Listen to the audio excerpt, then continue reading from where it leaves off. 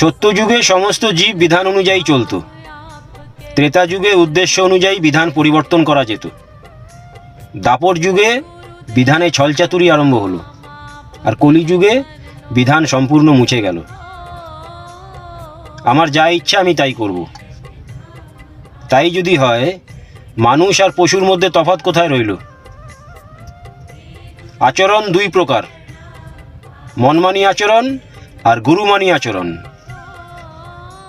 যারা মনমানি আচরণ করে, আমার যা মন চায় আমি তাই করব, আমার যা ইচ্ছা আমি তাই করব, তাদের মধ্যে আর পশুর মধ্যে কোনো তফাৎ নেই। যারা গুরুমানি আচরণ করে, শাস্ত্র কি বলছে, বিধান কি বলছে, পঞ্জিকা কি বলছে, গুরু কি বলছে, গুরুমানি আচরণে জীবনের মূল তত্ত্ববোধ উপলব্ধি করা যায়। কলিযুগে থেকেও তারা সত্যযুগের অনুভব উপলব্ধি করতে পারে।